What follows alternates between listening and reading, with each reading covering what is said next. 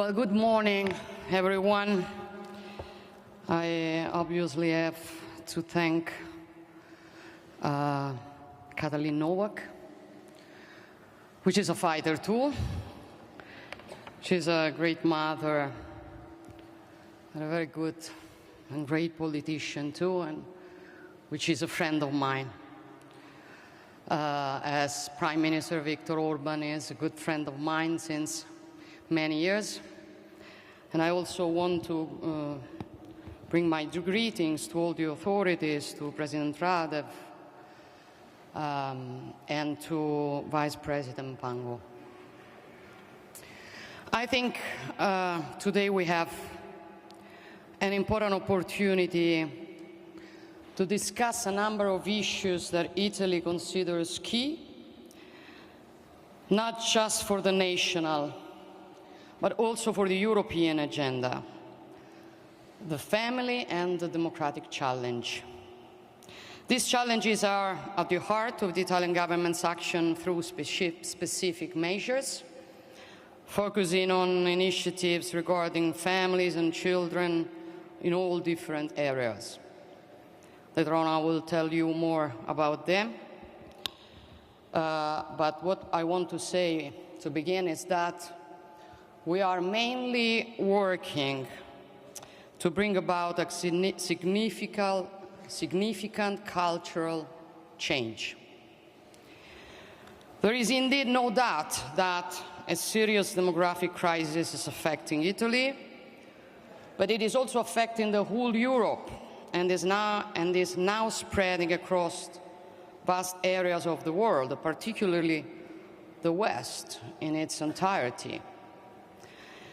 If we try and take an in-depth look into this crisis, we realize that originated a long time ago, and it is rooted not only in the anti-cyclical phases of the economy, but more dangerously in the quicksand that is the myth of birth rate decline and a widespread cultural approach that is generally hostile to the family. Until a few decades ago, people had children even during wars or in situations of poverty. Italy's history is proof of this. After the Second World War, despite being reduced to ruins and finding itself in an extremely difficult situation, Italy experienced a phase of both major economic expansion and strong population growth. In 1964, more than 1 million children were born in Italy, and there was a fertility rate of 2.7 children per woman. For children represented not only regeneration of the family, but also an indispensable element of social well-being. For sons and daughters, by working, increased households' ability to support themselves, and they took care of their elderly relatives.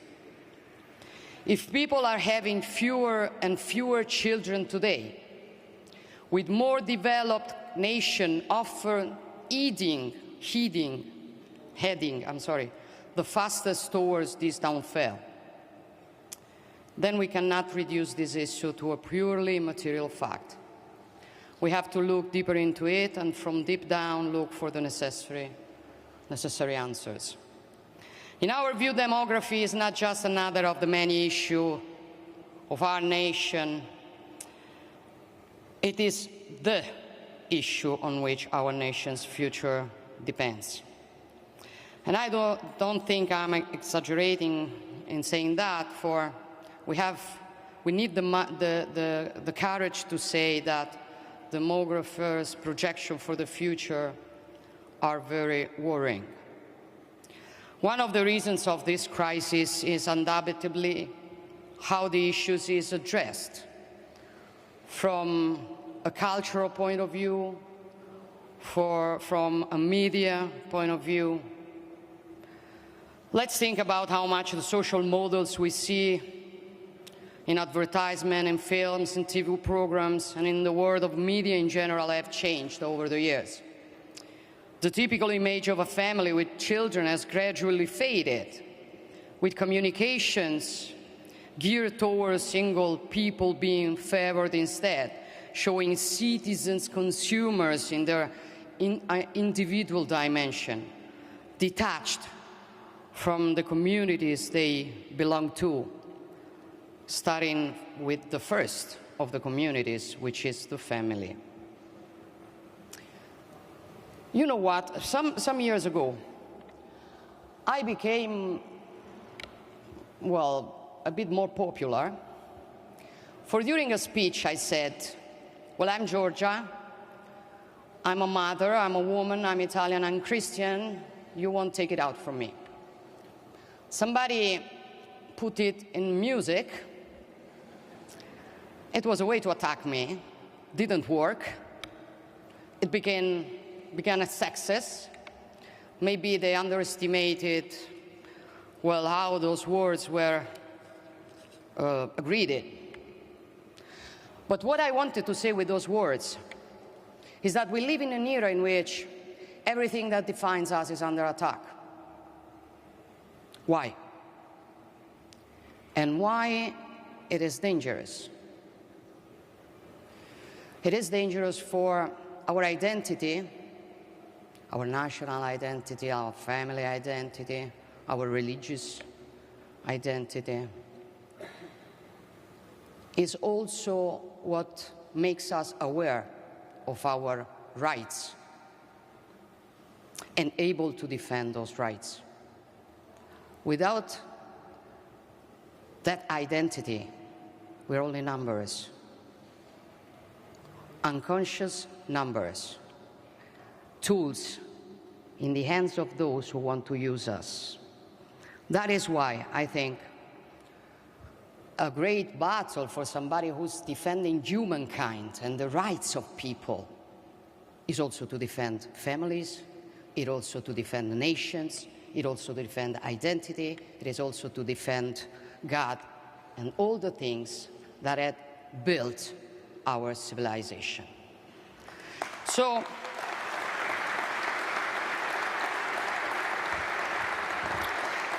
they want to convince us that it's not cool to talk about this subject, that doing so is actually almost a rearguard action being carried out by people who don't know how to keep up with the times. Well, they will never convince us about it. And it doesn't really matter if today's initiative will mostly likely not be talked about in terms of content, but rather with regards to what's going on politically behind the scenes. For us, the important thing that is happening here today is that government and institutional representatives from different nations, different latitudes, different political orientation are discussing this issue because they are simply responsible enough to understand that it is crucial. I'm here because I'm interested in talking about why Italians are no longer having the children they say they want in the polls. Because I'm interested in questioning why the whole of Europe is below the replacement rate, the famous 2 children per woman that will allow us to keep the population level constant. The experts have been talking about a slowdown for a long time now. In some areas, we are already in a phase of the population. However, unless the trend is reversed, the medium-term prognoses are critical. And as I was saying, demographic prospects are inversely proportional to the level of well-being. To put it more simply, richer nations are where people are having less children. This is the reason why mobilizing resources to support families and children is essential and can deliver concrete results, as Hungary has perfectly demonstrated. Also, Pope Francis made reference to this during his apostolic journey to Hungary in April this year. The example of Hungary tells us that things can change if we want them to change. We need the willingness and we need the courage to do right measures and substantial investments. Thanks to the policies developed by the government over the last years, Hungary inverted the negative birth rate trend that had been plaguing the nation since the early 1980s. And today the birth rate has increased, the number of marriages has increased, the overall employment rate has increased, and then very importantly, the rate of female employment has increased. And I want to underline it, for I always objected the idea that many put forward that boosting the birth rate would mean discouraging women from work, as if the two things were not compatible, as if women should still have to be doomed to sacrifice either the job or the motherhood. It is not true. What the Hungarian example tells us is precisely the opposite. It tells that by developing family-oriented policies, by combining a family-friendly cultural approach with concrete policies to support families with children and the work-family balance, especially for mothers, it is possible to give women back the freedom to be able to bring children into the world without having to give up their careers as a result, and to be able to have a career without having to give up bringing children into the world as a result. For that is what true freedom is. Being able to choose and being able to have a full life. For children, they are not a limit. I'm doing a very difficult job. Not much time to put everything together. But you know what? I became stronger when my daughter born. And every time that I see her, I know now better than I knew before that even when I'm tired, even when I think, okay, I will give up, I can't do no more, that's not a life, that I'm doing something that if I'm able to do that, I'm doing moreover for her. Children make women stronger also in the work they do. They are not a limit.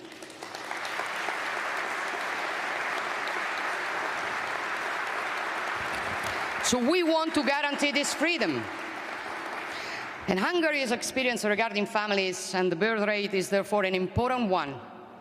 And I want to say it, for Italy looks at with interest and admiration for the results they have achieved. I have the honor of leading the Italian government, as you know, which is a strong, cohesive government that has been in office for less than a year, and that is aiming to work together, we hope, for many years to come, which is something quite rare in Italy, as you know, maybe. It's not like here, where things are more stable in Italy. But our government has made the birth rate and the family a top priority. We've done so because we want Italy to go back to having a future, to hoping for and believing in a tomorrow that is better than the uncertain present we are in. We've begun by including the term birth rate in the name of a ministry for the first time ever, and we've linked the subject of the birth rate with that of the family and equal opportunities. And that choice was not about form, it was about substance. It is the choice to have the point of view of the family in all the government's policies. We are obviously only at the beginning, but we have already set a direction. We have increased the so-called single allowance that is paid to families with children, increased parental leave, reformed the instruments against poverty by transforming them from welfare payments that were a disincentive to work into measures to support families and those who are genuinely fragile, focusing once again on children and the fight against children poverty.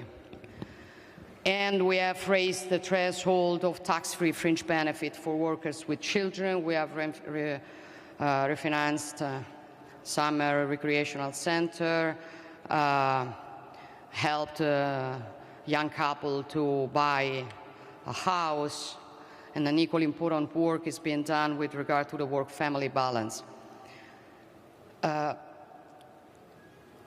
But the most important is that we have put the criteria of the family, the criteria of the birth rate, the criteria of the work-family life balance at the heart of every measure that we are doing.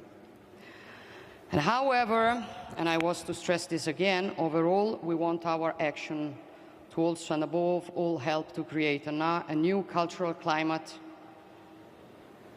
Because you see, when birth rate decline is talked about, some still argue that the population decreasing is actually not a bad thing after all. In the past, there have been specific policies at the international level to control the population and encourage the birth rate to fall. Now that we are clearly facing the opposite problem,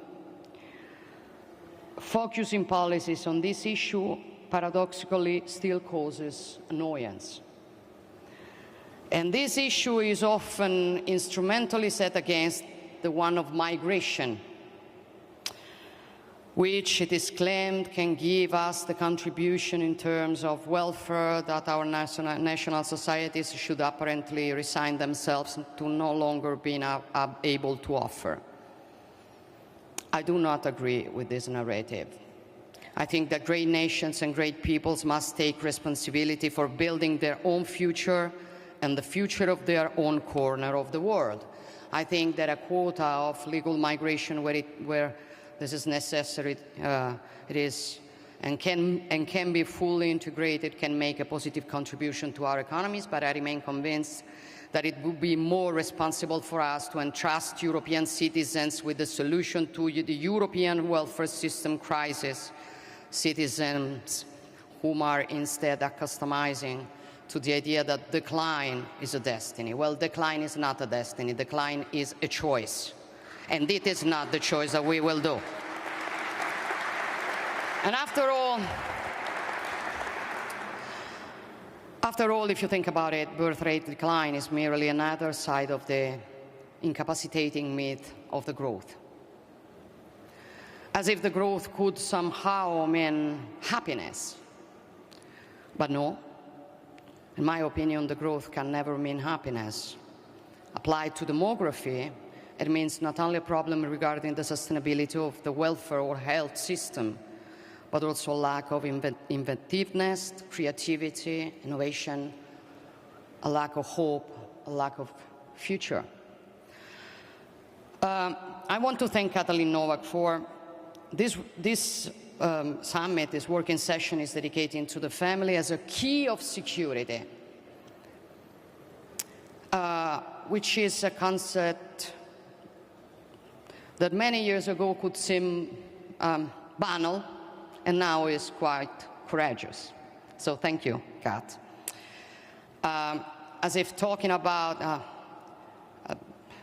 it looks like we need courage for, today it seems like talking about the family takes something away from someone, instead of adding something to everyone, which is what I think.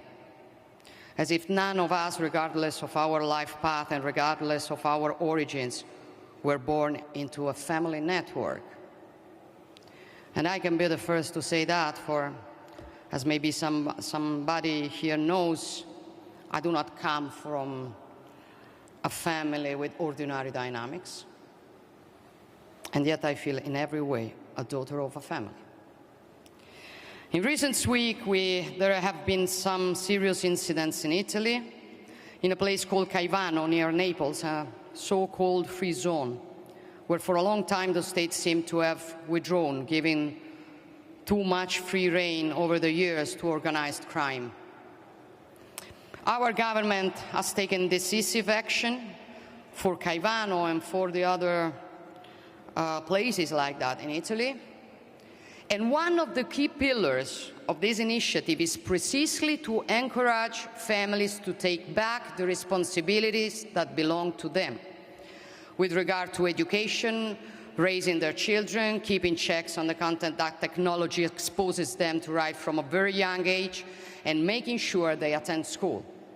Likewise, in these months of government, we have tried to promote the work ethic and educational freedom, which is a cornerstone of personal freedoms on the one hand and of parental responsibilities on the other, which a certain ideological approach instead sees as smoke and mirrors.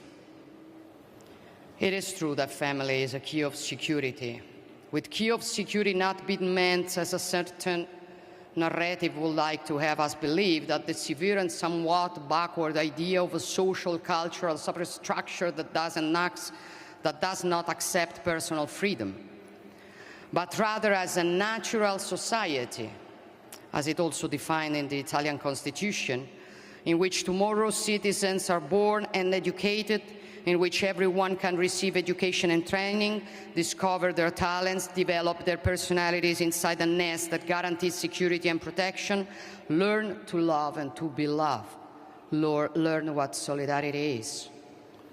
Today, after a prolonged ideological attack that has led to families receiving little help and support, the institution of the family appears to be in crisis.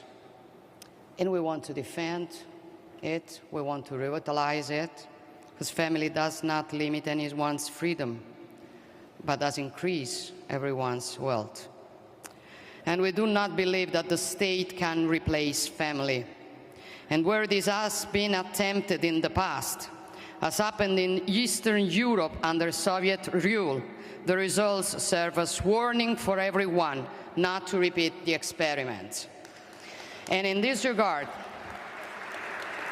over the last few days, I've been amazed to read about the re-emergence of historical controversy over the events of 1956, which on many occasions, together with Victor and Katalin, we have recalled as the founding moment of Hungary's constitution and democracy. The revolution of 1956 was not only a revolt against foreign rule, but also a revolt against those who were trying to destroy the very foundation of a people's identity, family, religion, national belonging.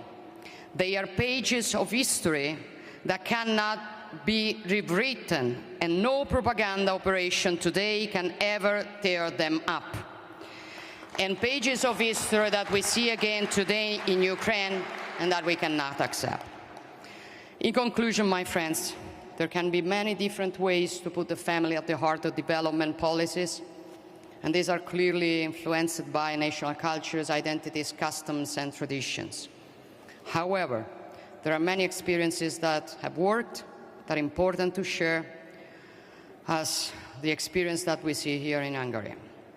And I think, I do agree with President Radev, that Europe must take action in this direction, focusing on policies for the family and the birth rate and accompanying nation states towards greater coordination with genuine respect for the principle of subsidiarity.